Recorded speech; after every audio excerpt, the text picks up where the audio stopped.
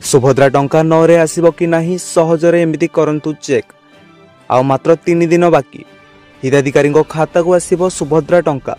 सुभद्रार प्रथम पर्याय द्वितीय किस्ती राज्य सरकार 40 लाख हिताधिकारी सरकार टंका प्रदान करेंगे।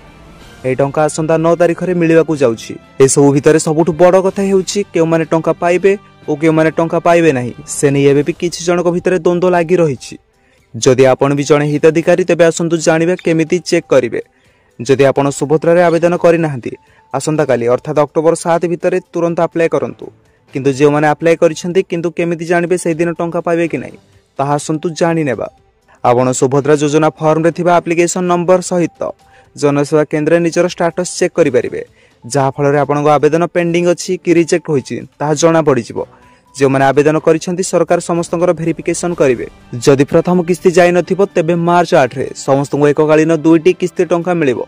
सुभद्रार फॉर्म पूरण बेले आ तार पंजीकरण फॉर्म सह आपनको किसी जरूरी डॉक्यूमेंट देबाकू पड़िबो। जदि आपण हितधारकारी डॉक्यूमेंट दाखल करि नथिबे ओ फॉर्म रे ठीक सूचना दे नथिबे तेबे आपनको आवेदन काटी दिया जाय पारे। यहाँ पर भी आपण पुनः आवेदन कले आपनको टंका मिलिबो नाही। आवेदनकारी नारे आधार कार्ड और कार्यक्षम बैंक अकाउंट थिबा आवश्यक। बैंक सह आधार संजोग होइतिबा जरूरी। ता सहित हिताधिकारी मोबाइल नंबर टी आधार कार्ड सह लिंक होइतिबा आवश्यक। यदि सुभद्रा फॉर्म दाखल बेले आपनको आधार जेरक्स सह राशन कार्ड और कार्यक्षम बैंक अकाउंट खातार जेरक्स दाखल करिवे जरूरी।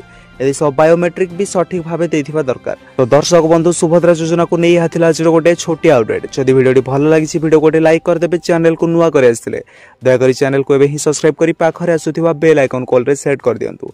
धन्यवाद।